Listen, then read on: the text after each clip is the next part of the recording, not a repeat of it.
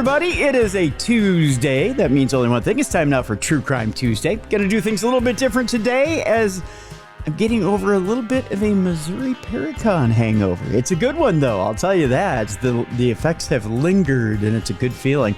So we're going to do a little bit of a different program today. We're going to do a little bit of rip from the headlines, and we're also going to do some dumb crime, stupid criminals. So with that, we reach out and grab a co-hostess, one that is extremely talented, one that is witty, that is funny, and is easy on the eyes. Not only that, she has three books out there that have destroyed on the Hindustan Times bestseller list.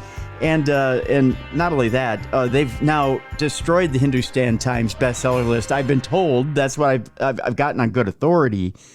They have to create a new one, I guess. So here she is, ladies and gentlemen, Jessica Freeburg.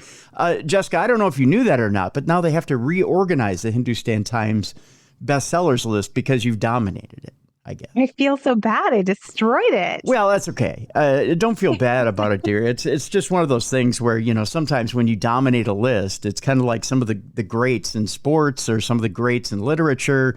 When you've dominated it, all they can do is either name it after you or just reorganize it all together. So, yeah. I'm just crushing it. That's all. You are. So they now have to figure out what they're going to do with this list. So, well, congrats on that. Well, thank you. And welcome back from Paracon. Thank you. It was a wonderful time. I'll tell you, I was triply impressed. It was a lot more than what I was expecting.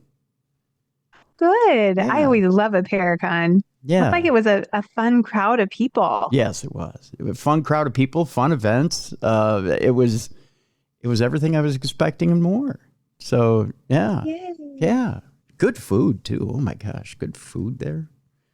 They have a Casey Chop House that's there that's absolutely to die for. Oh, yeah. Yeah. Kansas City does have a lot of fun places to eat. I mean, that's just a fun town. Yeah. Yeah.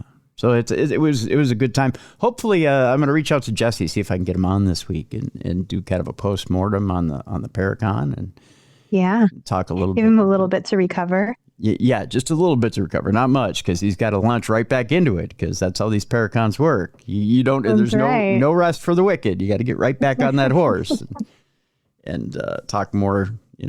Talk more about it, get promoting it, and get things moving.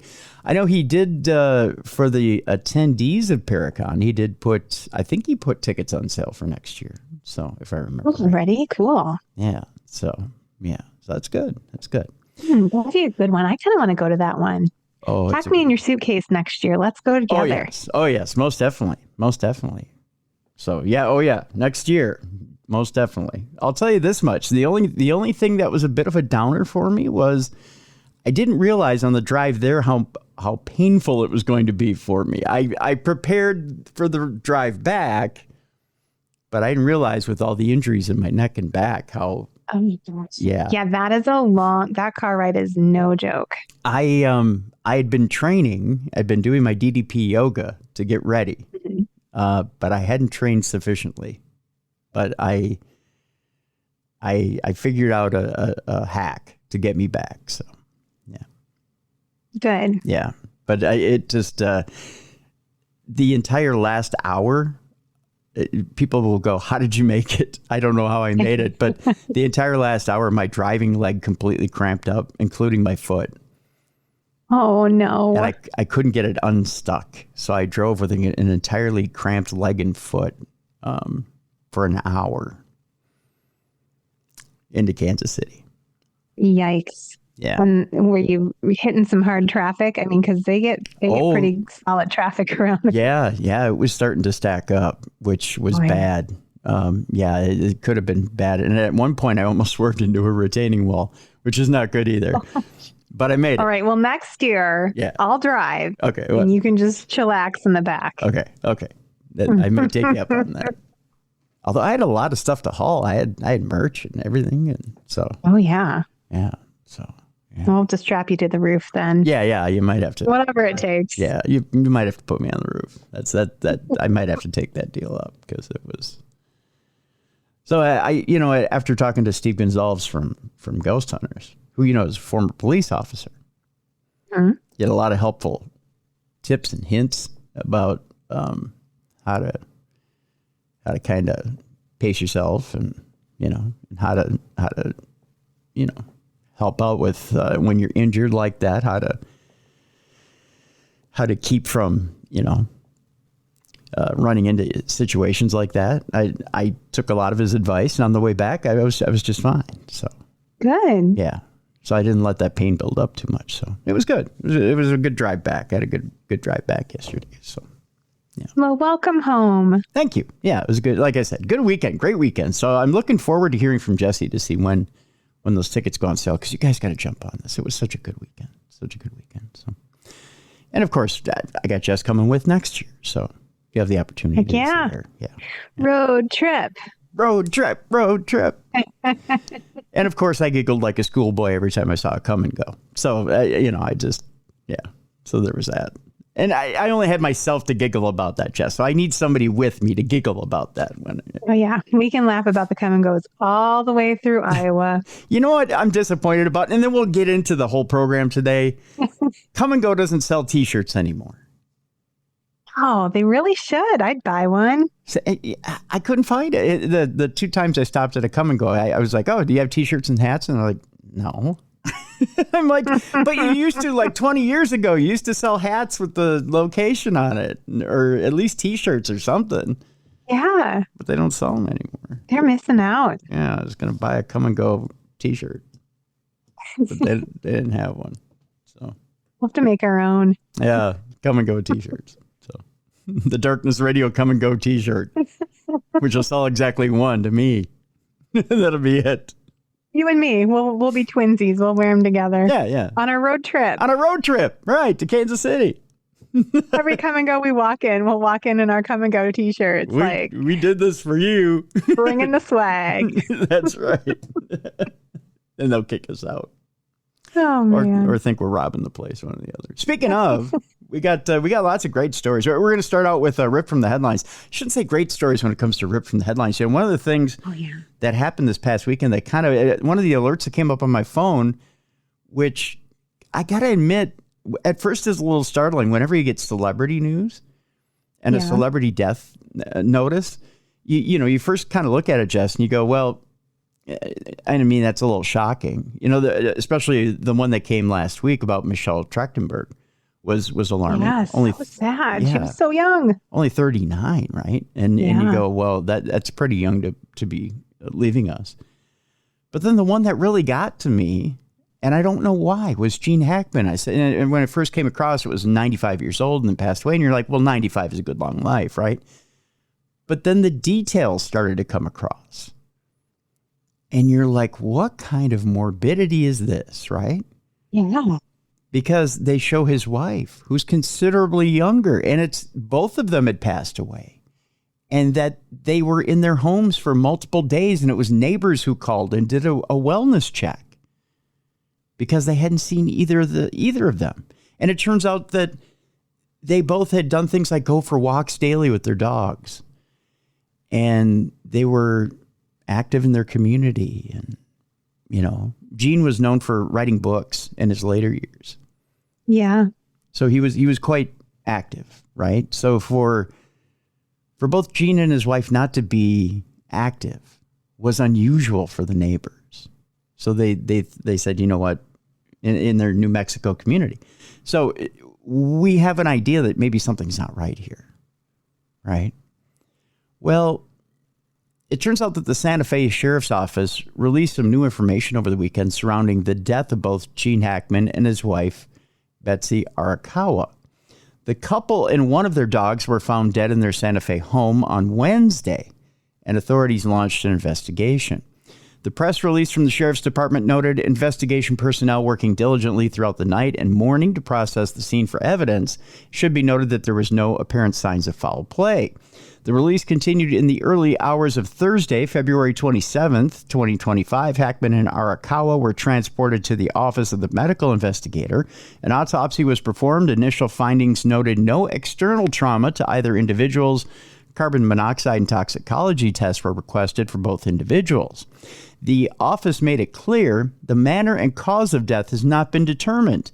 The official results of the autopsy and toxicology reports were pending. This remains an open investigation. Now, the reason being is that the scene wasn't quite what you would call on the up and up. And here's why. Right. Search warrants obtained by Extra revealed that their deaths were considered suspicious after authorities found their front door open and no sign of a carbon monoxide leak. The document states, at this time, the manner and cause of death pertaining to Eugene Gene Allen Hackman and Betsy Arakawa and their passing is unknown. Affiant believes that the circumstances surrounding the death of the two deceased individuals to be suspicious enough in nature to require a thorough search and investigation because the reporting party found the front door of the residence unsecured and open. Deputies observed a healthy dog running loose on the property, another healthy dog near the deceased female, a deceased dog laying 10 to 15 feet from the deceased female in a closet of the bedroom, the heater being moved, the pill bottle being opened, and pills scattered next to the female. The male decedent being located in a separate room of the residence and no obvious signs of a gas leak. The docs state that Betsy was found on the bathroom floor near scattered pills and a space heater. The search warrant noted that her body was in a state of decomposition with bloating in her face and mummification in her hands and feet, which isn't unusual if it's been a few days. Okay, mummification could just happen naturally. It happens naturally, yes. Yeah. Gene was reportedly in a mudroom near the kitchen. It appeared that he may have suddenly fallen as his sunglasses were nearby. According to the docs, the male decedent also showed obvious signs of death similar and consistent with the female decedent. While the front door was open, deputies reported the rest of the home was secure and there was no signs of forced entry and no indication that the residence had been rummaged through. It was also noted that the New Mexico Gas Company tested the gas lines, and as of now, there's no signs of evidence indicating that there were any problems associated to the pipes in and around the residence.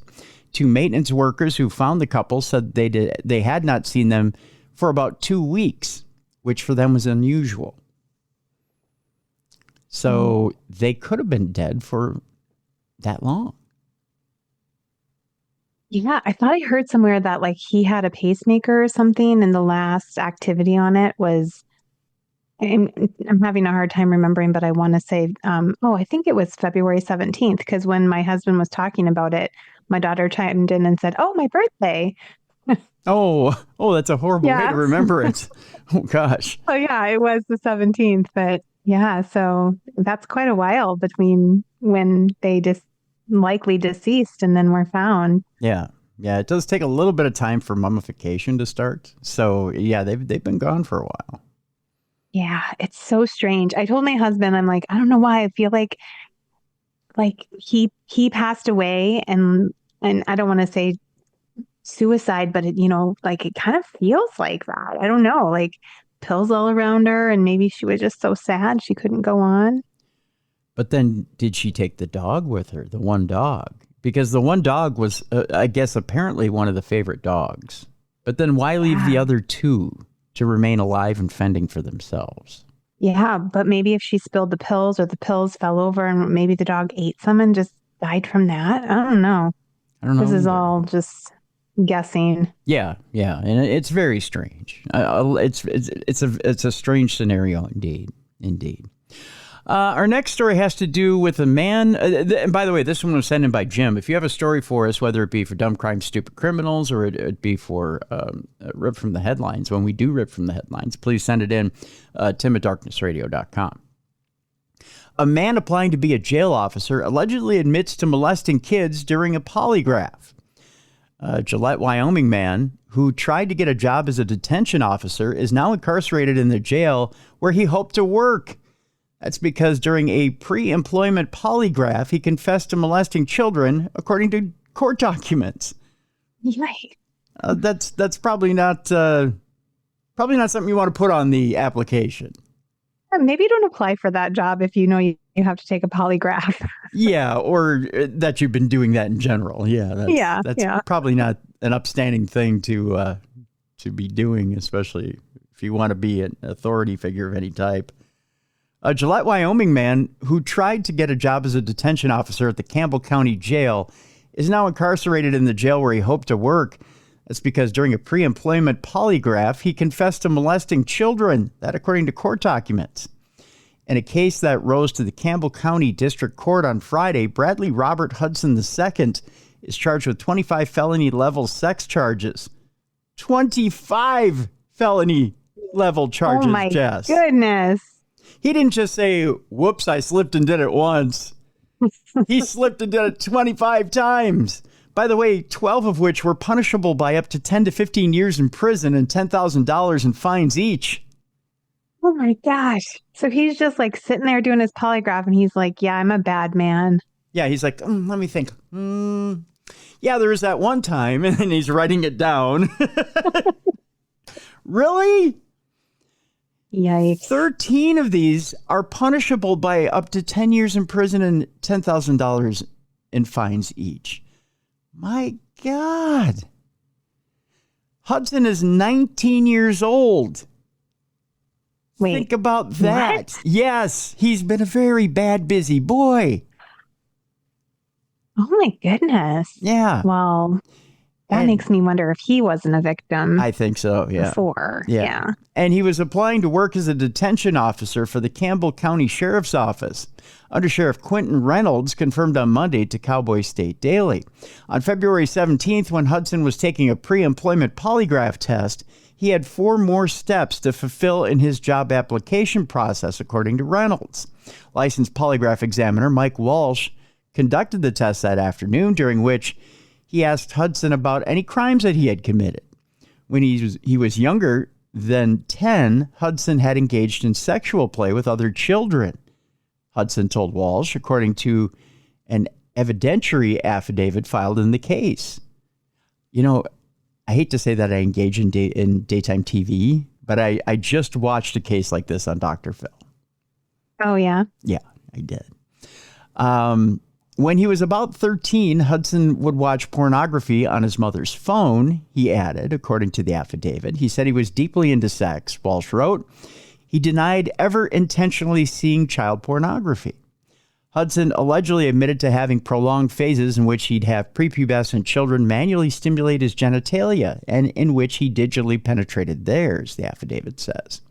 Walsh developed serious concerns about letting Hudson be out in the world in places he could access children after that polygraph, so the evaluator spoke with Campbell County Sheriff's Officer Investigator Justin Cody, according to the document. Cody interviewed Hudson that same afternoon at about 5, and then again the next morning at around 9, after telling him of his Miranda rights. I think, the interview is going badly when they say, we're just going to let you know about your Miranda rights here. Yeah, you're not getting that job. Yeah, I think you're out of the running at that point when the Miranda rights are introduced. The affidavit says Hudson gave the same confessions to Cody as he'd given to Walsh, but in greater detail.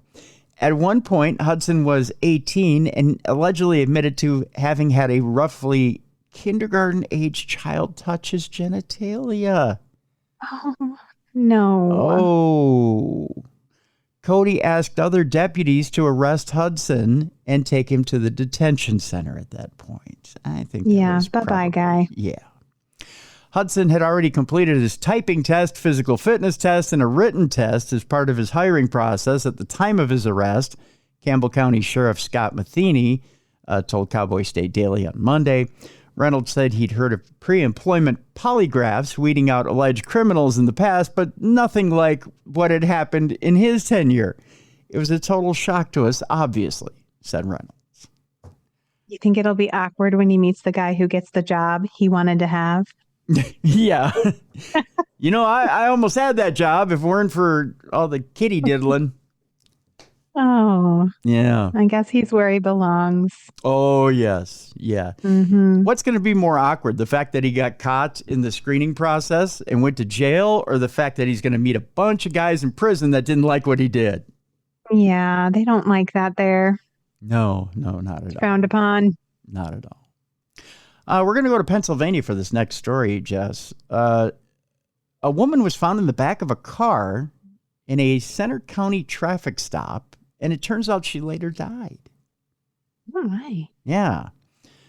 This is an update to a previous story. Officials say more charges may be filed against a Clearfield County duo after they were stopped along Interstate 80 in Center County on Friday.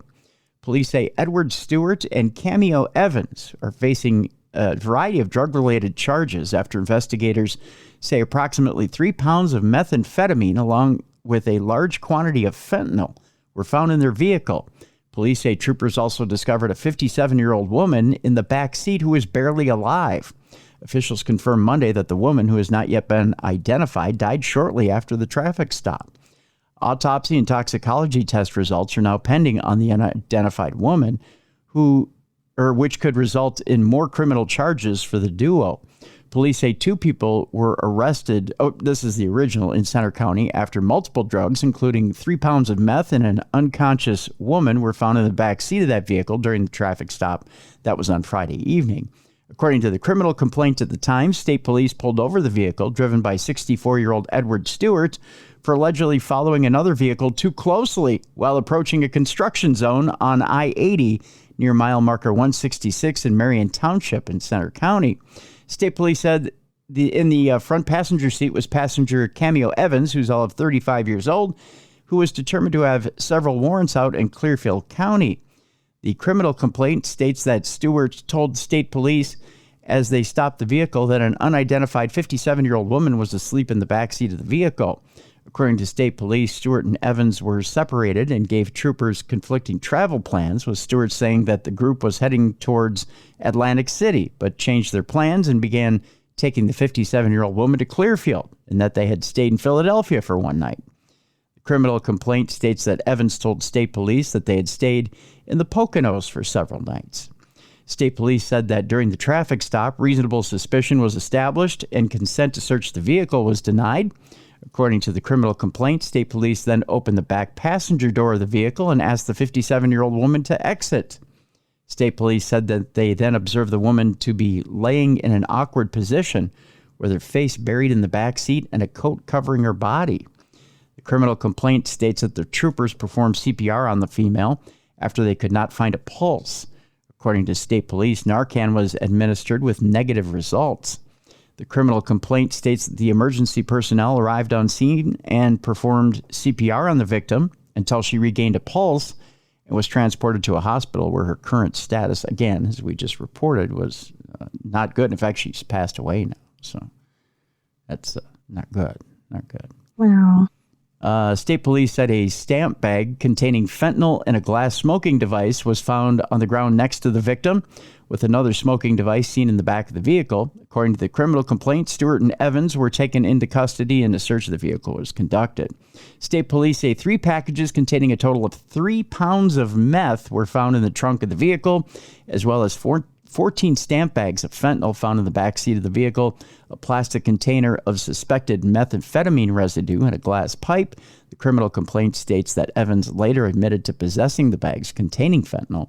According to state police, both Stewart and Evans denied ownership of the meth, stating that they have not seen the victim use it, that they don't use it themselves, and that they don't know anything about being in the vehicle. So oh my, they're like, how did that get there? We're just cruising along, walking along, and all of a sudden, boom, we're in a vehicle with a bunch of meth. I mean, that was a lot. That sounded like a lot of drugs in that vehicle to have like no idea that they were there. That's a ton of vehicle and a ton of meth. That's a ton of a lot for not knowing nothing. It's a ton of BS, I think. That is, yes. Yeah. Online court dockets show that Stewart is currently being held at the Center County Prison and was denied bail due to other detainers and a possible death involved. Well, now it is a death involved, so more charges will be forthcoming. By the way, all this gets rung up in court on March 12th. So I think they were just waiting to see whether the unnamed woman would survive or not. Now, unfortunately, she hasn't. So, yeah. How much do you think in Arkansas you can get when you try to sell your baby, Jess? That's the question in this story. That's a question I don't really want to answer. Well, I may have an answer for you. Okay. 20-year-old Amber Booth is accused of accepting compensation for adoption, which is a Class C felony in Arkansas. We go to Washington County, Arkansas, where an Alabama woman decided to cross state lines because evidently they're looking for kids in Arkansas. I had no idea. Well, an Alabama woman was arrested in Northwest Arkansas after she allegedly sold her baby for clothes and cash. Oh, clothes too? I hope they were nice clothes. Well, I hope so. Evidently, that's not what the 1877 Cars for Kids number is for. I didn't know that, but you don't get cars when you trade in your kids. I didn't know that. Oh, it's not like a swap situation? No, it's not a swap meet. So I didn't know that. I'll try harder next time. Cash and clothes. Yes. Wonderful prizes for turning in your baby, I guess. Who knew? 20-year-old Amber Booth of Cordova, Alabama, was booked into the Washington County Detention Center on February 24th and is facing one count of accepting compensation for adoption, which is a Class C felony. Booth was released on $5,000 bond on February 26th. Let's tell you exactly how much she got and whether that will offset the $5,000 in bond. According to a preliminary report received by 5 News, the 5 News Action Team, Washington County Sheriff's Office, WCSO, deputies began investigating the case after receiving a phone call from Booth and her sister-in-law. The sister-in-law explained that Booth had a baby in November of 2024 that was transported to Elkins and given to a 43-year-old woman there. The sister-in-law believed that the baby had been sold and that when she and Booth tried to get the baby back, she wanted her baby back, get it? The woman told them that they could not have him. Whoops. The two explained to deputies that Booth signed a guardianship to the woman that was notarized but not signed by a judge, the report said. The deputy investigating the case spoke to the woman who explained that Booth brought the child around December 20th and that Booth signed documents giving her custody, adding that a lawyer was involved. The woman provided the document, and the deputy explained that it was not sufficient for custody because it wasn't signed by a judge. According to the report, the deputy contacted DHS and explained that Booth wanted the child and that the woman did not have custody, adding that if the woman was left with the child, Washington County would have essentially facilitated the kidnapping of said child. However, DHS came to the decision to leave the child with the woman, that according to the report. The sister-in-law also reportedly told authorities that when Booth returned from Arkansas, she suddenly had extra money and was buying clothing and other items. Furthermore, the sister-in-law stated that Amber had told her that money was offered for the child. The sister-in-law said that Amber had no ties to the woman and had not met her before. Booth was later interviewed by the deputy and explained that the Elkins woman was a friend of a friend and that she thought that the guardianship deal with the woman was only temporary. She denied accepting money at first, but later admitted to receiving, are you ready for this, Jess? Yes. Several off-brand clothing items and $50 cash for the child. Stop it. That's it? That's it. Wow. Off-brand clothing items. No Gucci. No Fenty. No Prada. No Prada. Okay. It was probably something off of Temu. Just saying. Or Shein. Or Shein. Yeah. Am I saying that right? Shein. Shane, whatever it is. Yeah. Whatever. Mm-hmm. Where you get $3 shirts. That's right. $3 shirts that may have lead in them. Oh yeah. $50. Come on. Hey, $50 goes a long way in Alabama. Is it? I think so. Yeah.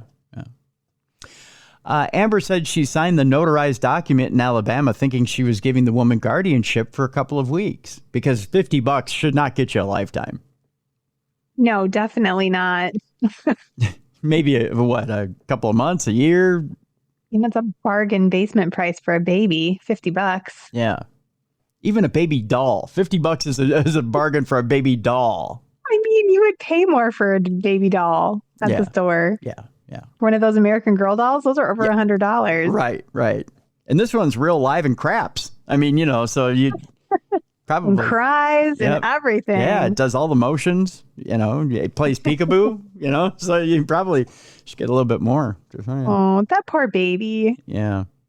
A guardianship case opened in Washington County on February 24th in which the Elkins woman and her husband requested emergency ex parte guardianship on a temporary and permanent basis. However, on February 26th, Booth's brother and sister-in-law filed to intervene in the Elkins woman's filing, stating that Booth's family members would be the better guardians for the child. Oh, I don't know. They let the sale go down. Why would they be better guardians? I don't know, but I kind of think the people that bought the baby for $50 in off-brand clothes should get in trouble too. They have to know that's not right. I just think they're good bargainers. I think if they can go out and get a good bargain, I mean, that maybe they're better. Maybe they're better parents, Who knows? A hearing on the guardianship issue is set for March 5th, so it's coming up here relatively soon, tomorrow. Booth is expected in Washington County Court on March 19th, hopefully to be shamed and ridiculed. Let's hope that's part of the whole deal. Just saying. I don't know. I mean, just saying. One more and then we'll take a break here. A Utah man is arrested after his missing ex's body is found in a shed with a bag over her head. Hopefully that's not a message about their relationship or hard feelings. Just saying. Yikes. Right. We're going to Provo, Utah, where police recently arrested a 53-year-old man on suspicion of killing his former girlfriend, whose remains were found in a shed. The Springfield Police Department first posted a bulletin on January 29th announcing that Lisa Hyde was last seen in late December. According to charging documents reviewed by KSL TV, a man claiming to be Arturo Carrion called 911 and said someone had killed his former girlfriend. Hyde and her body were hidden in a shed behind an apartment where Carrion was known to stay. Provo police responded to the home on February 23rd to perform a welfare check and discovered a body with a detached shed. Shouldn't that be head? It's a shed, I know, but the shed was detached, but it just seems weird. There were 2 metal sheds on the property, which Carrion claimed were owned by someone else and that he didn't have an access to a key, KSL reported. However, Carrion's mother arrived and reportedly instructed her son to give police the keys. Kind of sucks when mom busts you, right? Yeah, not cool, Mom. Yeah. When asked if they would find something in the shed, Carrion allegedly told police a dead body. Authorities subsequently handcuffed him and opened the shed doors. Charging documents say officers went further into the shed, noticed the smell of decomposition, and saw a black nylon bag that looked like it had something large in it. When they unzipped the bag, authorities allegedly discovered a human forearm. Investigators obtained a search warrant and went back in again and found the body of the woman. According to charging documents, the woman's body had her hands bound behind her back with black wire, and she had a black plastic bag over her head, which was pulled with a thick strap around her neck. Although Provo police did not say who the victim was, KSL reports that the medical examiner identified her as Hyde. Hyde reportedly sustained bruising on her thighs, shoulders, arms, and chest, and her sternum was broken. Several teeth were also broken. Police announced that Carrion was booked into the Utah County Jail on a charge of murder. Further charges are still pending. Hyde leaves behind 2 children, sadly, according to KSL. So there you go. Okay, we're going to take a break here on Rip from the Headlines. When we come back, we'll talk about the founder of the Thank You Jesus movement, who's been accused of a child sex crime. We'll also talk about an Indiana woman who's accused of marrying her biological father. I don't know how you feel about your dad, Jess, but I bet you marriage isn't part of it. Just saying. No, we'll get into that. And we'll also talk about a man who's wanted for bombing his ex-wife's boyfriend's house being captured after 42 years on the run. So yes, the song Man on the Run actually is real. Or Band on the Run, but it's actually a man on the run. We'll talk about it when we get back. It works. Yeah, exactly. All that and more. It's Rip from the Headlines and Dumb Crime Stupid Criminals today on a special True Crime Tuesday right here on Darkness Radio. Welcome back to a special True Crime Tuesday today. It is Rip from the Headlines and, of course, Dumb Crimes Stupid Criminals. I'm Tim Dennis. Right over there is Jessica Freeburg. Jess, There's many things we thank Jesus for. We thank him for the food he provides. We thank him for the wonderful weather. We thank him for our families.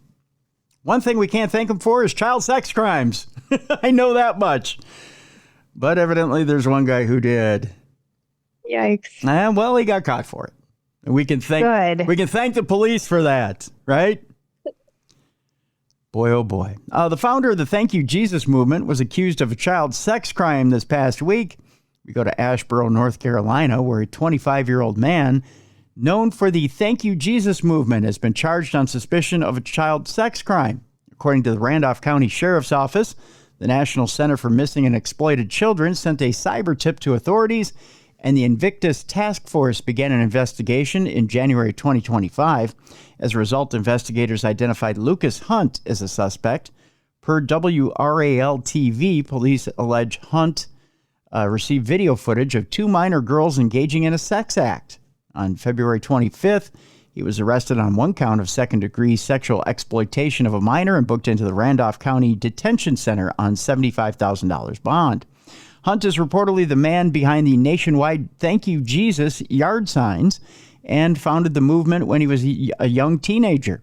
According to the organization's website, he prayed for help to display Easter signs in his hometown and prayed that these efforts would have a giant impact on the kingdom. The movement has reportedly sold over 250,000 signs, as well as car magnets, garden flags, and bracelets. Well, here's hoping he raised enough money for bail. Just saying. Yeah. You never know. Maybe he can thank Jesus for bail money and go on his merry way there. Our next story may be a little alarming, Jess. Not that everything we haven't read already hasn't been slightly alarming. I was going to say, they've all been quite alarming, Tim. That's right. But we're going to go to another level here, Jess.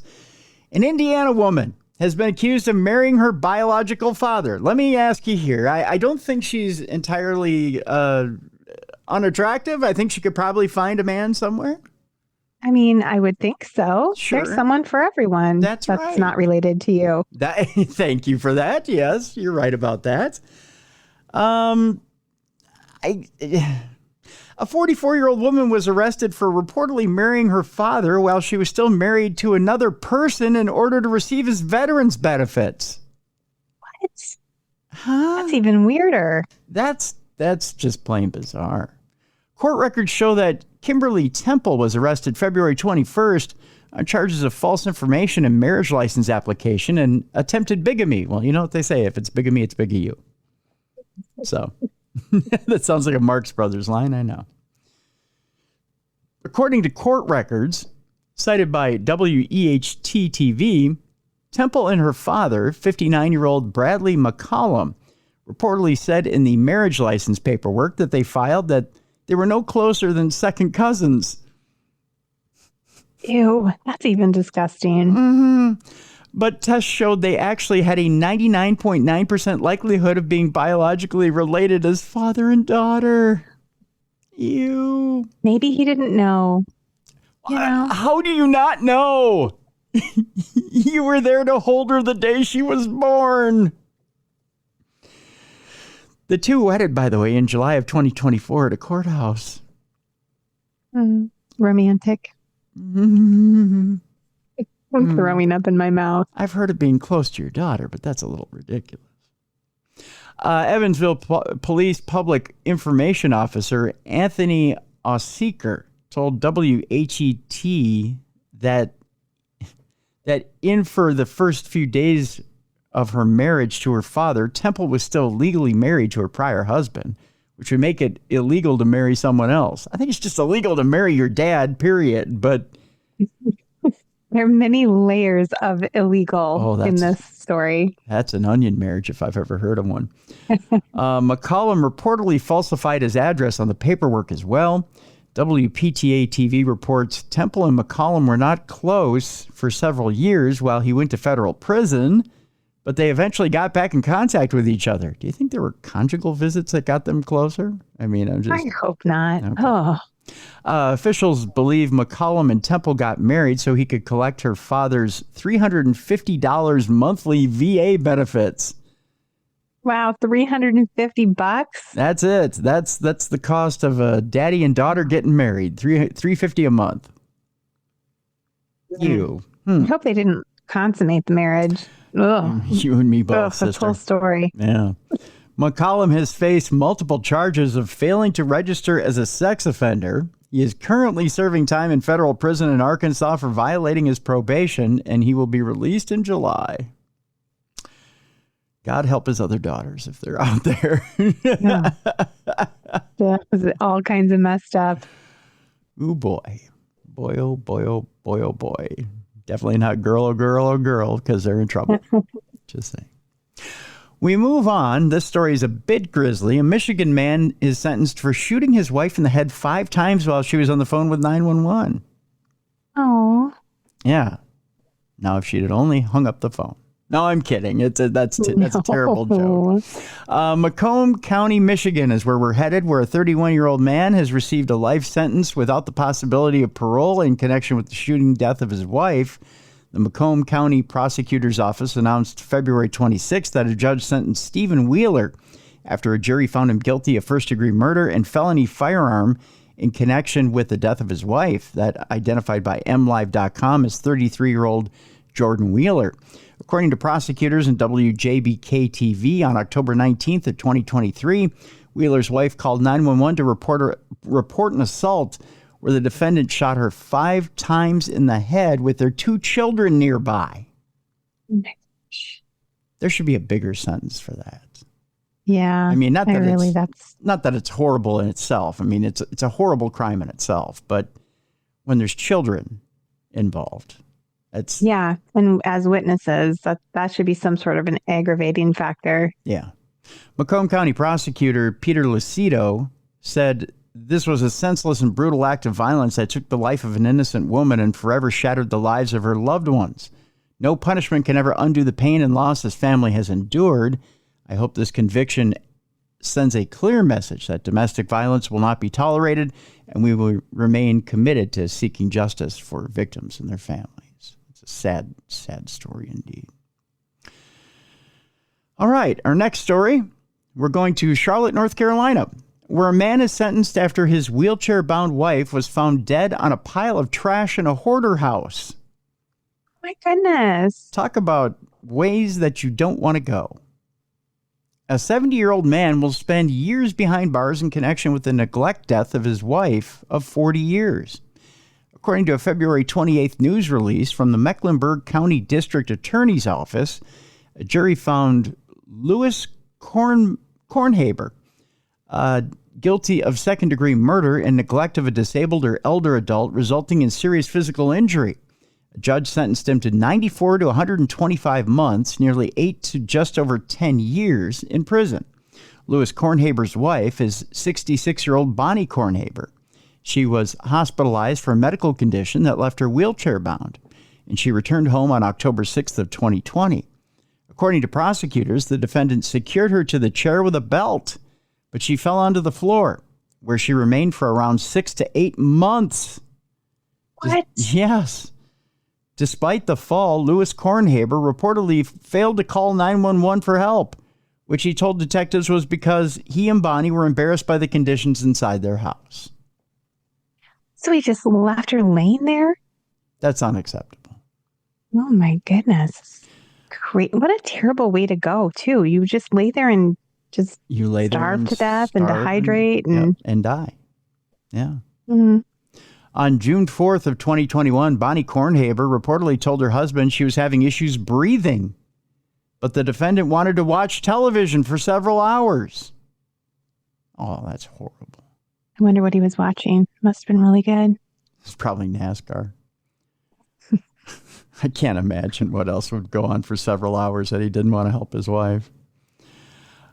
It's probably an episode of WWE Raw. Prosecutors said he then called 911 and told authorities his wife was unresponsive. First responder. Wait, so he waited until then to call 911?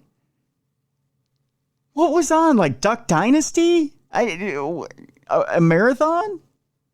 Yeah, I mean, you can binge anything now, I guess. So who knows?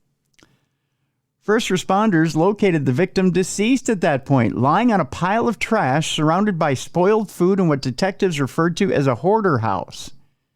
She was reportedly covered in her own waste, had extensive sores, and there were insects present in many of the open bed sores on her body, Jess. Oh, poor lady. She died tortured. Yeah. That poor woman.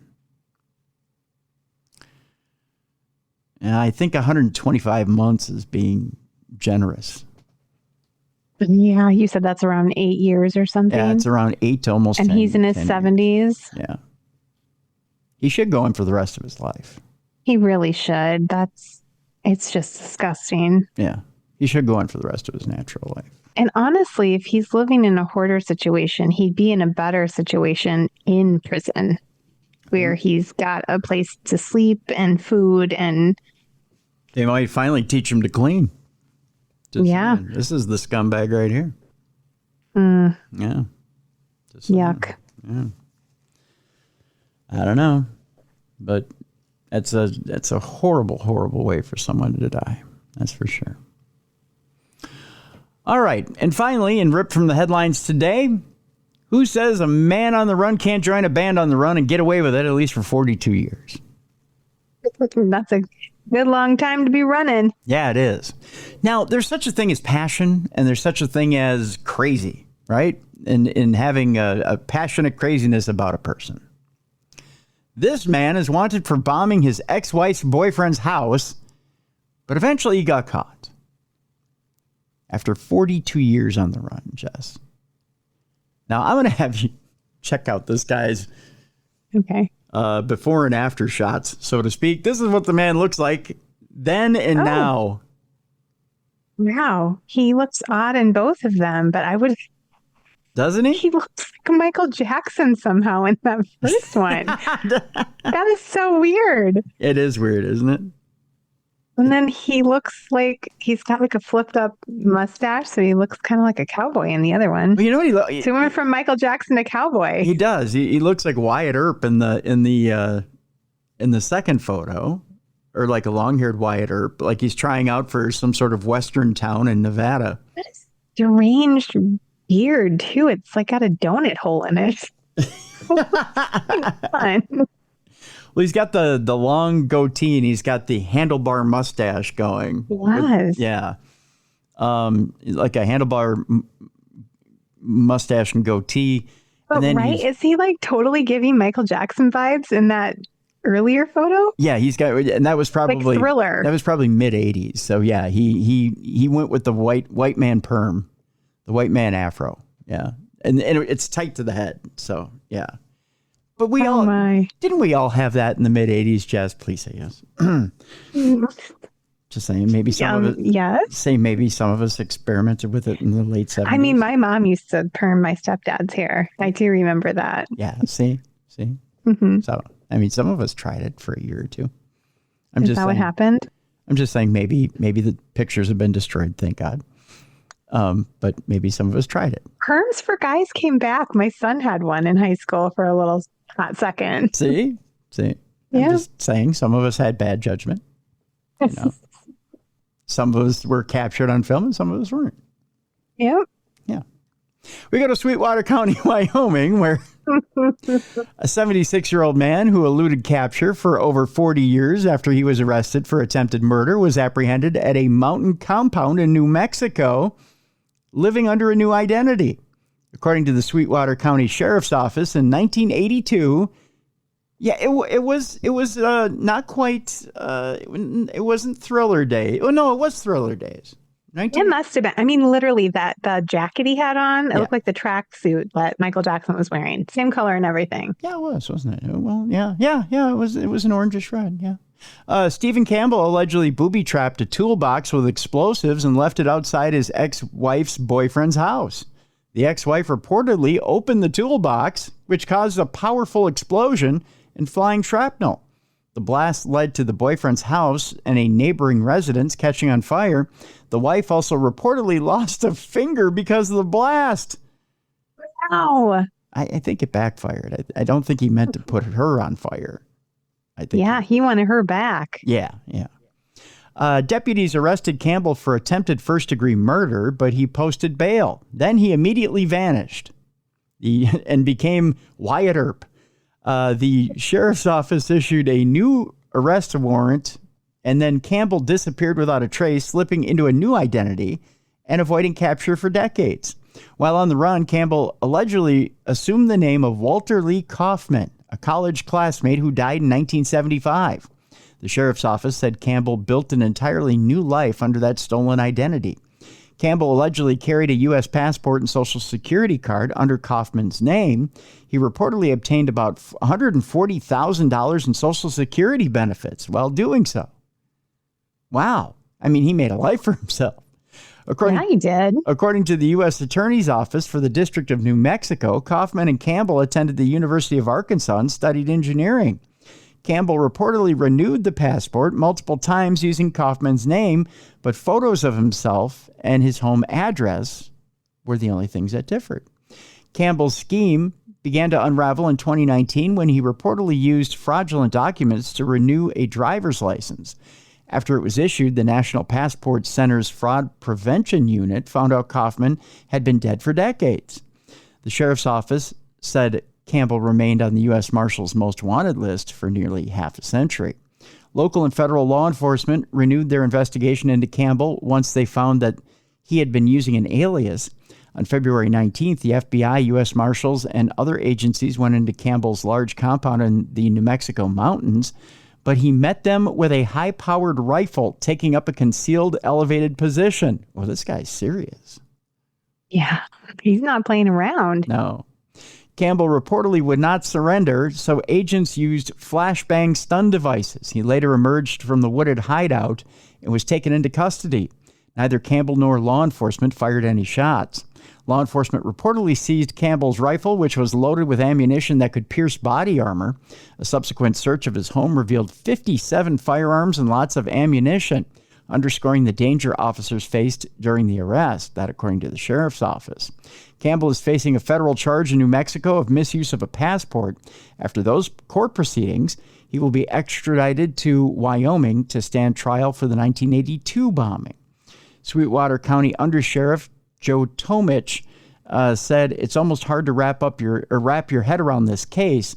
The cold and calculated nature of the original crime, the decades of searching, and then, after all this time, a tense standoff in the mountains of New Mexico. We've all taken our turns trying to catch Campbell. I have a case file on him the size of a novel, filled with leads that went nowhere. But we never gave up, and now we finally know why he was always one step ahead. Sheriff John Grossnickel called it one of the most significant and dramatic future cases in Wyoming law enforcement history. Incredibly interesting. But hey, sometimes you can be a man on the run with a band on the run and get away with it. Oh, that is a wild story. Yeah, well, at least for 42 years you can get away with it, right? Well, with that, it's time for us to lighten things up a little bit. It's time now for Dumb Crimes and Stupid Criminals. It's Crayon News story time.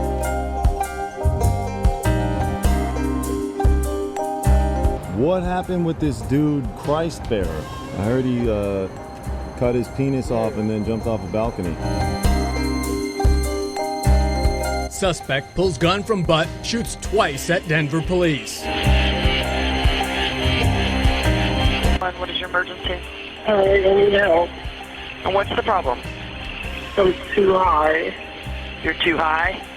Yeah. All right, it's that time once again. It's time now for the time you've all been waiting for. It's time now for Dumb Crimes and Stupid Criminals. I don't think we have to reintroduce Jess anymore, but if you want another introduction, Jess, I could do it for you. It's still me. It's still you. So we'll stay here in this great state of Minnesota for our first story. It turns out that a Minnesota woman has a very unhinged reason for running a red light. Oh, I can't wait to hear it. I don't know that I'd use this, though, Jess. If you ever do run a red light and get caught, it's a horrible reason. Police, I'm sure, have heard all kinds of reasons for breaking the law on the road. They've probably heard some whoppers, some big ones. This woman had no reason to use the reason she used. She was running late for the chiropractor, which is a good, good reason to want to throw a whopper out there, right? But Minnesota lately has been using red light cameras and speed cameras. And they instituted this pilot program this past summer, right? And they're testing it out. And they're testing it out in Bloomington, Minnesota. Okay? Well, this woman went through a red light camera, and they used it to ticket her. They have a video up right now. The Bloomington Police Department has a video up of this woman running this red light. You can see a blue vehicle come in from the right and blow right through a red light. The officer pulls the driver over and gets out to have a chat. The woman says that she's late for a chiropractor appointment, which is not a good reason to speed, run a red, or anything like that. What she says next is absolutely unhinged. I'm going to try and play this briefly and see if we can hear what it is she says, because it is, well, to say that it's disturbing what she says is beyond anything here. Let's see here. I'm going to try and grab a hold of it and see here. Here's what she says. A blue car approaching the intersection. She's going to go right through a red light. As you can see, mine's green right now, and hers would be red. I'm going to go stop her and just wait till you hear her excuse. Hello. The reason I'm pulling you over is because you went through that stoplight back there. I'm late for the chiropractor. Okay, is there a reason to run lights? Well, honestly, I think there's something in my OnStar that's set the wireless so that every time I go through a wireless intersection, the light turns red. Really? Yeah. I've never heard of that before. It's real. So you think your OnStar is making the light turn red before you go through? There's something in the wireless. Because it only happens at wireless intersections. Does it happen to you all the time? Yeah, I'm about Should we probably tow your car? Because it's the safety hazard, right? If you're running through I'm ready to get a dash cam. Because you're running through red lights? Well, I race the yellows because they turn yellow on me every time. Okay, you shouldn't race the yellows, though. That's not how that works. Here's this back. I'll say you stay in the vehicle for me, okay? So you heard her there, folks. Okay, she races the yellows because her OnStar triggers every single red light. Her OnStar does it. Her OnStar stops every single traffic light. I mean, I guess it's a creative explanation. Who's that dumb with technology that they think that that they think their OnStar stops every stop? Yeah. Or who's that dumb to think that the police officers are going to be like, oh, okay. Yeah, no, you're fine. Yeah. Carry on. Yeah. My OnStar triggers the stoplight. My OnStar made me do it, Tim. I love the fact that the police officer says, well, if it's that much of a hazard, we probably should tow your car. Yeah, he was on. He had the wit coming back. Yeah. Those Bloomington police officers see everything, especially since they're they have their own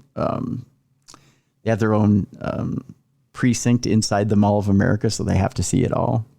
Yeah. Yeah. So they've heard and seen it all. They've heard international excuses as to why people shouldn't be arrested. So yeah, the whole my OnStar trips the light is not going to get you out of a ticket. Nope. I hate to tell you. So, speaking of shopping, Jess, I don't know. I mean, I've gotten very, very frustrated at Walmart. You know, I with my Charcot foot, I'm not able to walk around a Walmart. So I do have to take an electric cart. Okay.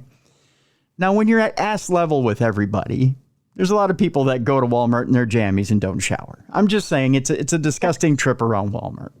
Try it sometime. It's fun. I'm just saying, hop in an electric cart sometime and go ass level with everybody at Walmart, and you too will come out a little disgruntled. But one man in Commerce City decided he had had enough. And it turns out he's a convicted felon. So he probably shouldn't be, playing Annie Oakley at the Walmart and waving a gun around as he's driving an electric cart around Walmart. No, I don't think anyone should be doing that. Well, if you've ever had to be at that height, Jess, you'd bring a gun with you too into Walmart. I might understand. I'm totally, hey, I'm sympathetic. We go to Denver, where Commerce City police arrested a convicted felon after he was reportedly caught on camera waving a gun around in a Walmart. Don't be waving a gun around in Walmart. Just another don't do it here, said the Commerce City Police Department on Facebook.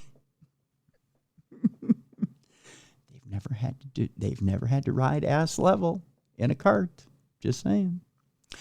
On February 16th at around 8 p.m., Commerce City Police responded to the call at the Walmart at 5990 Dahlia Street near Pioneer Park.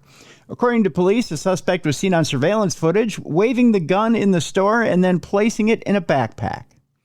Body camera footage posted by Commerce City Police shows the officers confronting the suspect in the store.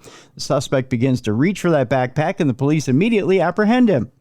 Police said even if the suspect was carrying the gun legally, which they said he wasn't, it is illegal to brandish a firearm in a threatening way for no reason. Initially, Commerce City Police said the suspect was facing a charge of unlawfully carrying a concealed firearm. However, police learned he was a convicted felon and is facing an additional charge of possessing a weapon by a previous offender. In the body camera footage posted by police, it shows the confiscated weapon. Don't scare our community members. We've got their backs, said the Commerce City Police Department. Yeah, and don't do it at ass level. That's what we don't want.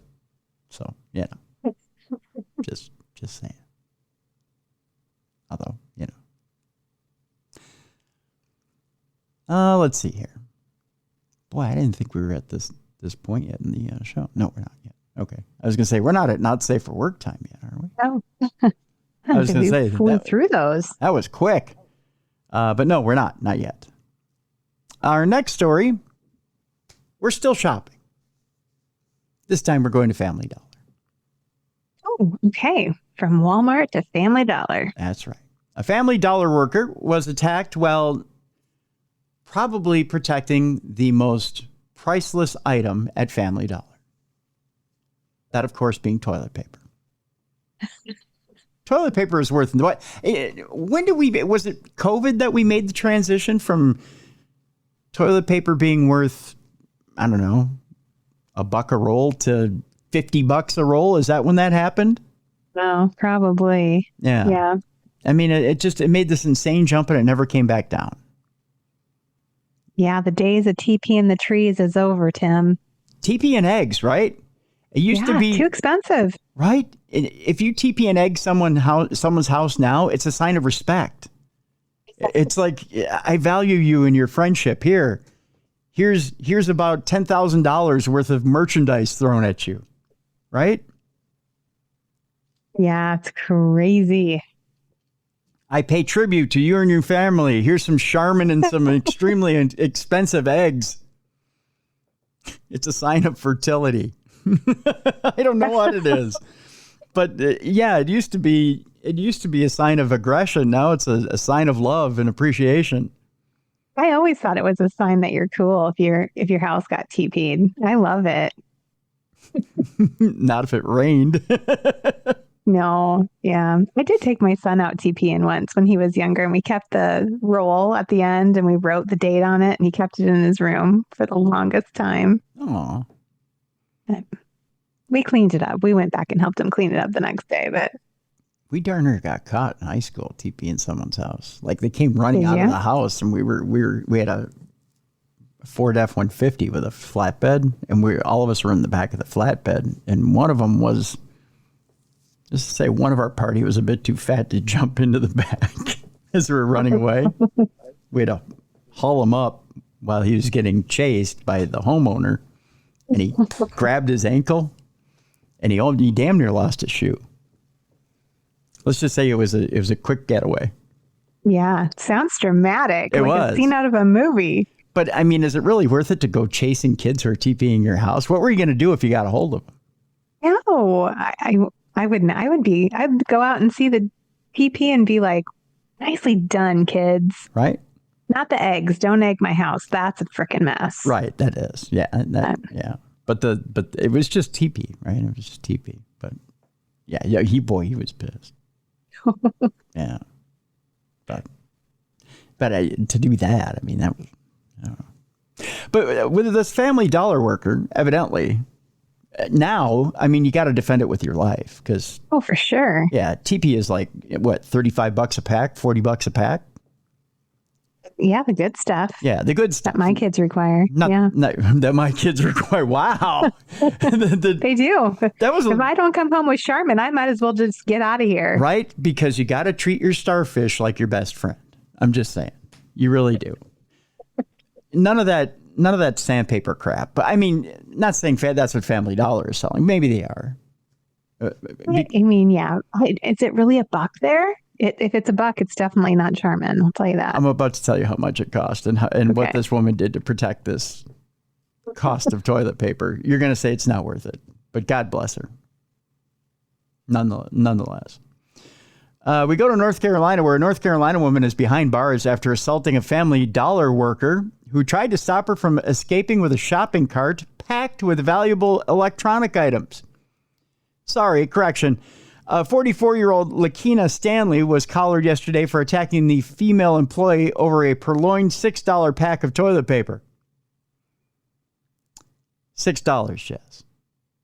She must have really needed it. You know this woman has calluses on her anus. $6. You know that's 80 grit. You know that, right? You could take rust off of metal with that toilet paper. You might as well use corn husks. That's right. You might as well go wipe with leaves for $6. When Stanley sought to shoplift from the Family Dollar in High Point, worker 29-year-old, and God bless her, Deja Pierce, attempted to stop the toilet paper heist with her life for $6. Pierce told Deja. I know, Deja. God love you, but it's $6, honey. Let it go out the door. Let him have it. Chances are it probably stops bullets. I mean, you just hold the pack up to your chest. I mean, it's tougher than a $2 steak at a VFW. Just, use it for protection. Pierce told cops that she tried to lock and block the door when a female attempted to leave with a pack of toilet paper. That's a direct quote from Deja. After Stanley pulled Ms. Pierce's hair in an attempt to move, cops reported the two fought. So, yes, there were fisticuffs over toilet paper, a $6 pack of toilet paper. Police subsequently found Stanley circulating the area near the Family Dollar and arrested her for assault and attempted larceny. She also has been charged with a third misdemeanor for allegedly damaging Pierce's iPhone during the Monday afternoon scuffle. So, yes, Pierce's $1,400 iPhone was damaged over a $6 pack of toilet paper. Was it really worth it? If you'd have wrapped it in the $6 toilet paper, it probably wouldn't have got damaged. Yeah. Meanwhile, over at Best Buy, people are just walking out with TVs and stereos. Yeah. Oh, yeah. They just lift it up, take it on out. Here's a $3,000 TV for you. And over at the Dollar General, this girl's throwing down. That's right, for $6 worth of toilet paper. Stanley, who was locked up without bond, you heard that right, over $6 toilet paper, was expected to make an initial court appearance today. Let me show you what a woman with a calloused anus looks like, Jess. Here she is right here. Oh, she looks angry, Tim. Oh, she does. Well, you would too if you bled regularly from the anal cavity. Yeah, she's like, it hurts so bad. Yeah, it hurts so bad it's good. There it is. Just saying. Dear God in Himmel. Yikes. Just saying. This woman, another woman who's scorned in our next story, she's all of 18. She's a youngin'. Vandalized her ex-boyfriend's car with yellow paint. Or so she thought. Oh, I was going to say, you probably deserved it, but yes. Let me show you a picture of this car. Choice. She did a good job. Okay. Yeah. Did she? Oh, boy, did she get to it. Look at that. Oh. Yeah, look at that, huh? What does it say? Let me read off a little bit of Kinds it. of stuff. Yeah, there's a devil in there. She got the devil in there. Well, let me read the story. I'll tell you exactly what. Oh, by the way, she also used eggs, so it was an expensive job. Oh, wow. Well, for as expensive as eggs are, people really are going to it with the eggs lately. Yeah. Yeah. We got egged once, and it was with Eggland's Best. I was like, someone's mom is going to be mad. Right. These are good eggs. They are. You know, I have a friend in Puerto Rico who sends me an update on how much eggs are at the Sam's Club on a weekly basis. Yeah. They vacillate between $13 and $14 a dozen. Bananas. Nobody's egging anybody in Puerto Rico. No, they shouldn't be doing it here. I mean, I want to say they were like $9 last time I got a pack. Yeah. I mean, they're expensive. It's ridiculous. Make yourself a nice omelet for $9, you know? use some of the, Kraft makes some of the melty cheese now. Some of that shredded melty cheese with Philadelphia cream cheese. Get yourself some of that for about $2-3 a bag. Get yourself some nice eggs. Make yourself a grand omelet. You know? Or cheesy egg. Here's your revenge. Make a delicious omelet, eat it, and be happy. Yeah, watch it go to your hips. There's a good idea, huh? There's a great idea. Well, when planning to vandalize your former boyfriend's car with eggs and yellow paint, it's always a good idea to make sure you know the exact make and model of the target vehicle. That's probably rule number 1, right? Oh, darn it.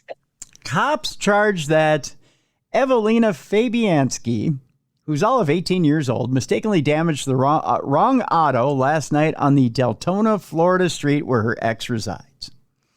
By the time the officers responded to a 911 call about a young woman spray painting her vehicle, Fabianski had already caused $5,000 in damages to an innocent coupe.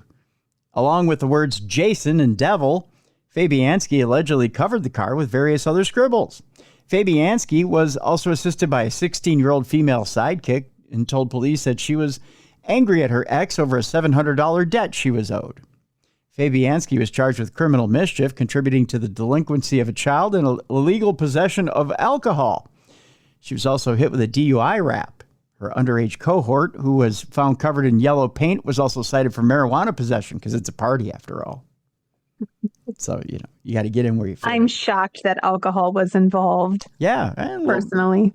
And that there was even weed involved. Why get mellow when you're trying to do something like this, right? Yeah. Yeah. Commenting on the vandalism, a sheriff's deputy told Fabianski, "You really need to try harder to try to be sneaky because you are god-awful." He also added, chuckling, "And you guys spray painted the wrong damn car." She's like the kind of girl who's like, it's a black car. Like, you don't know anything other than the color. Right. Didn't know the make and model.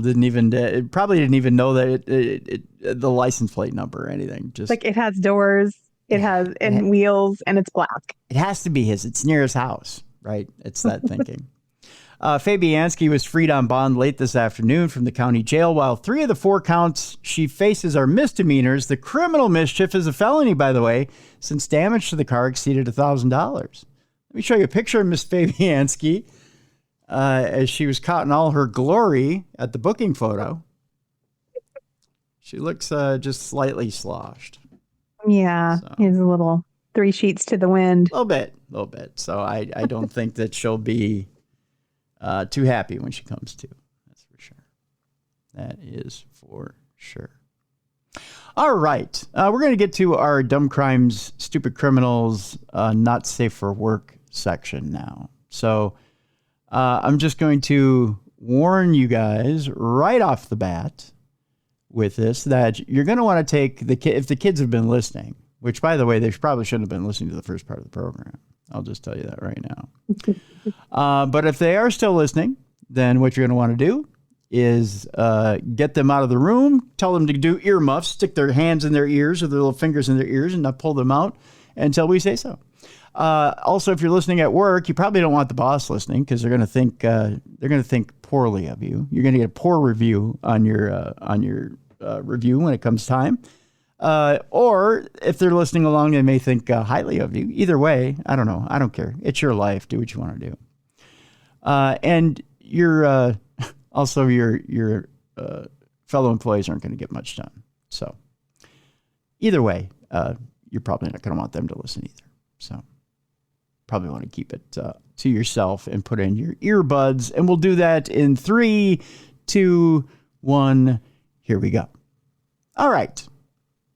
We got 3 stories today, Jess, when it comes to yield not safe for work. Oh, no, I'm sorry. 4 stories when it comes to not safe for work. Okay. We start out with the precursor of, but vision insurance would have been easier. Don't you think? Okay. Right? Mm-hmm. A Delco employee is charged for offering free glasses in exchange for sexual acts. Yeah, vision insurance, What? kids. Yeah, vision insurance is so much cheaper. I'm just saying, you just That's a new one. Yeah, you just show a little card. Man is being charged with sexually assaulting a customer while working at an optical shop. First of all, let me show you the picture of this guy. If this guy were to say to you, Jess, if you just do me, I'll give you a pair of glasses. And even the glasses he's wearing look like they're the cheapest one on the wall at Vision Ease or wherever you go to. Don't you think that maybe you'd probably just get vision insurance? I think I would be saying no, thank you. Yeah. Doesn't it look like he's wearing the cheapest pair on the wall? I mean, it looks like you could have got him at the Dollar General, right in the checkout line. Right near the toilet paper. Yeah. Yeah, exactly. The $6 toilet paper. He looks like he's wearing the $5 pair of bifocals you get on the spinner rack. Yeah. Yes, indeed. Multiple customers have fallen victim to one man's disturbing proposition, and officials believe there may still be more. Brian Steiner has been charged with multiple counts of sexual assault, threat of rape, indecent assault, false imprisonment, and related charges. The Delaware County man is accused of soliciting sexual acts from customers while working at 2 optical shops in Fallcroft and Collingdale. Officials say he lured customers to the back of the stores by offering free glasses in exchange for sexual acts. Hey. Wow, and they actually went with them? See, that's the thing, right? What? Who does that? Does that work? I mean, it must. Hey, baby, I couldn't help but notice that you're in desperate need of bifocals. I see you squinting over there. I see you squinting over there. I know you can't see me now, like John Cena, but I'm hoping that you'll be able to see me later after I get you a free pair of glasses. You want to drop trial for that? How will you be paying for that today? Visa, MasterCard, or ass? Just wondering. How do you go about propositioning that? And not just one person, multiple people, they said. Right. Yikes. Officials believe there may still be more people that have been traumatized by this. I'm traumatized just reading about it, and are asking them to come forward. So, Jess, you're a guy like Mr. Steiner is at a Delco. You go in for a pair of glasses. And he says, well, Jess, I couldn't help but notice you need a new pair of glasses. I couldn't help but notice there's a bulge in my pants. What do you say? What's your answer to that? Oh, uncomfortable laughter, followed by me leaving. Yeah, right? I mean, there's just nothing you can say there that isn't laughable. No. I mean, I certainly wouldn't join him in the back. Right. There's no, right. Another story, which I know is a serious story, but I couldn't help but somewhat laugh a little bit at. Okay, I'm gonna read it. Okay. We go across the pond. A court hears how a South Shields nurse allegedly sexually assaulted patients. Now, that part is not funny. No, it's absolutely not. It's how blatantly rude the nurse is. And it's a male nurse, I believe. A registered nurse ill-treated and sexually assaulted patients and used racist and homophobic language at work. Now, the language isn't funny, although maybe it is. The person is just a plain dickwad, is what it is. Yeah. Complete idiot. Yeah, complete idiot. William Malcolm, who was manager at a residential unit, targeted extremely vulnerable residents as well as others in a spate of offending spanning several years, at least it's claimed. Jurors at Newcastle Crown Court heard Malcolm grabbed one patient's testicles and then called him a fat cunt. What? And said, "Look at the size of those nads." How do you just come out and do that? What a psycho. Right? And how do you do that once and get away with it and still have a job? That's what I want to know. Yeah, no kidding. Right? He called a woman resident a slapper and referred to her son as a puff and a F word. In other words, a slur for a gay person. That's an F word. I won't say it on air. It is also claimed that he repeatedly kissed two female patients on the lips and thrust his hips at another. Again, how do you maintain your job after that? After that short list, right? Wow. But he's still there. He's still hanging in, Jess. Other allegations include him groping breasts and bottom areas of non-residents. So someone comes in to see Granny, and he's like, here, let me treat you like a bowling ball. And he still has a job. How does that happen? Where is this at? Oh, over across the pond. It's in England, yep. Okay. He was also thrusting his groin at them and making remarks about the penis size of a colleague's partner because he was black. Yet he still had a job. Wow. This guy should have been fired like 100 times. Right. Malcolm, who's 61 years old, of West Hope Close in South Shields, denies 2 charges of ill treatment of a person in care, 10 of sexual assault, yes, and 1 of racially aggravated harassment in relation to 8 complainants. So there are 8 people who brought it forward. I'm just surprised no one kicked his ass. Right. I'm surprised he hasn't been taken out back and shot. Yeah, or at least punched. Or stabbed. I mean, I know that guns aren't rampant in England, maybe, but knives are.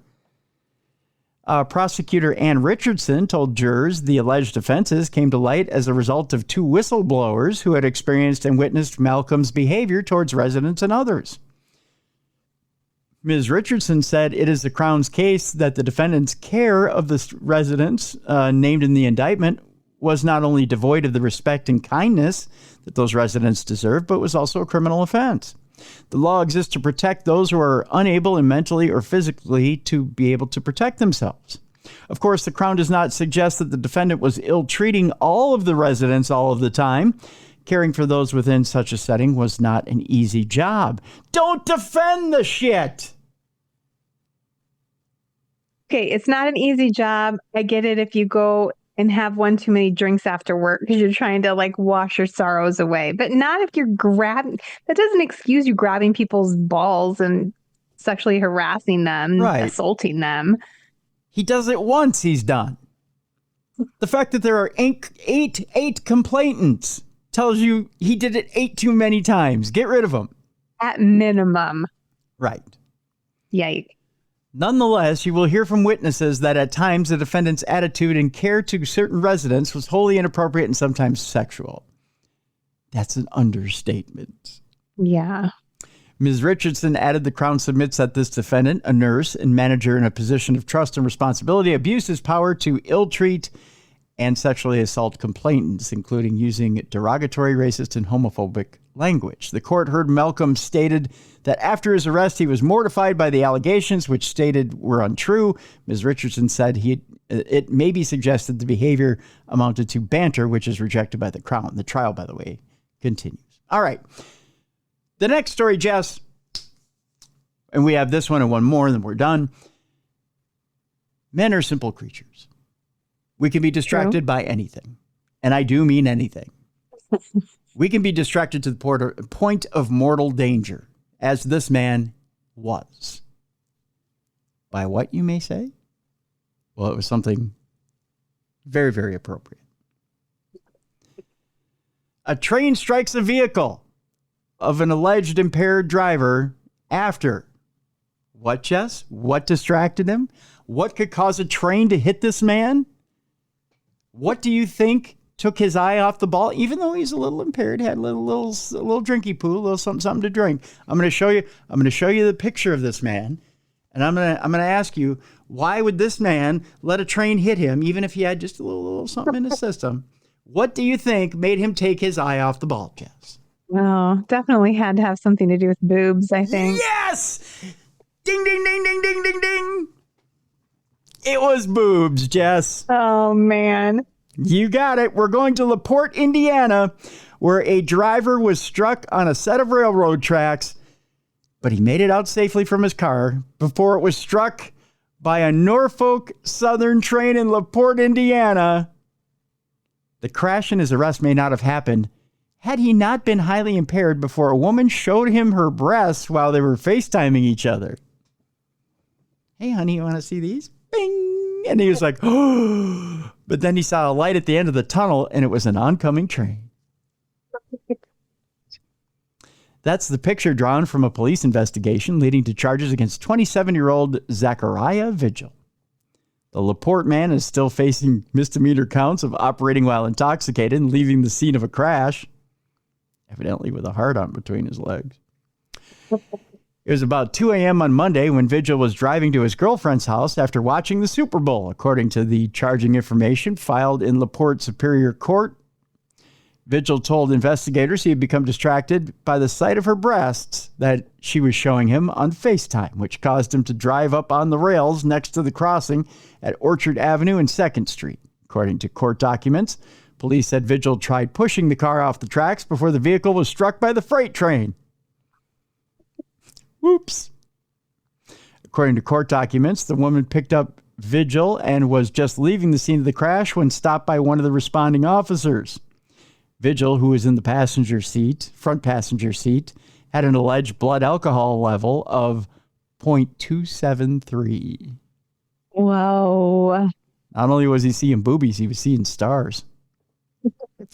Police said a strong odor of burnt marijuana was also detected inside his car at the crash site. So he was flying high and had visions of tits in his head. He was having a party. That's right. And our final story today is an interesting one. Has to do with a brothel run by a person by the name of Soon Bang. Whoa. Yeah. It's a wholly appropriate name. Yes, it is. A New Jersey massage parlor was raided as part of a prostitution probe. A woman by the name of Soon Bang has been charged with operating a prostitution business from the New Jersey massage parlor she owns, according to investigators. The 63-year-old Bang, yes, that's the name, operates the Oasis Spa, which was raided last week by cops who discovered a large quantity of condoms hidden within mattresses. What do you expect for a woman named Bang? In a back makeshift bedroom. And a probable cause affidavit states that. Additionally, a condom was found hidden in a plant in a massage room, reported by Detective D. Large. Stop. This story is fake. No, it's real. It's all real.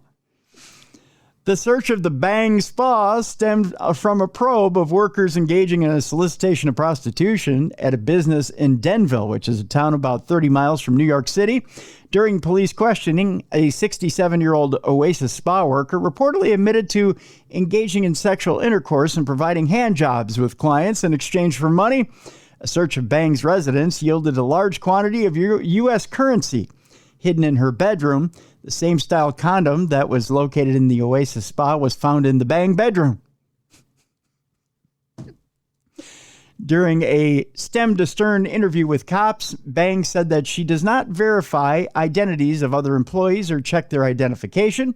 Bang also apparently acknowledged that the Oasis Spa has had numerous online reviews for explicit sexual acts with customers. Bang was arrested and charged with promoting prostitution, money laundering, and engaging in prostitution. She's scheduled for a court appearance tomorrow, as a matter of fact. According to New Jersey state records, Oasis Spa House was formed in May of 2022 by Dongmei Wang. You can't make it up. An amendment filed in November 2022 listed Soon Bang as the firm's new president. Wow. That's quite a story. That's how we'll end it today, I think. I think that's good enough. You can't top that one. You just can't. I think that's a good way to go out. We'll call it our happy ending for today. How's that sound? I think that's just fine. You think that's perfect? I think it's perfect too. All right. So tomorrow, Supernatural News here on the big program. And then on Thursday, boy, have we got a big show. We've got You going to tease it? I am going to tease it. Or it's going to tease me. Hello. No, I'm just kidding. It's a call back to the last story. Not one, but two old friends are with us on Thursday. We'll be talking about their highly successful program and some of their biggest investigations so far this season. I'll just put it that way. Yeah. I'm excited to have them both back on the program. That's all I'll say. I'm excited to listen to this. It's going to be huge, folks. I'll put it this way. It's a not miss program. Not only that, but March is going to be so big, it's going to blow your mind. I can promise you that. Yeah. We're going to have a really good month here. Yep. With that, Jess, what's going on in your world, on your side of the tracks? Oh, this and books. You guys can buy books if you want. Find them on Amazon, Barnes & Noble, or my website. And connect with me on social media. That's where we're at right now. Okay. All right. So, yeah, big week here on Darkness Radio. Big week. I think that's all I got for now. Just a couple of reminders real quick before we leave you. The Apple app. Keep loading up on the Darkness Radio Apple app. If you don't have it, go to the Apple Store. Look for the Darkness Radio app. And this guy right here, Scully. Yeah. And look for him and download the app to your Apple device. Check out the store at darknessradioshow.com. Let's see what else. I think that's it for today. But tomorrow, Supernatural News with Mally Fox. And we will see you tomorrow right here on the best in paranormal podcasting, Darkness Radio. I want to thank Jessica Freeburg for being here today. And I want to thank you guys for tuning in today for the best in true crime podcasting. You've been watching and listening to True Crime Tuesday.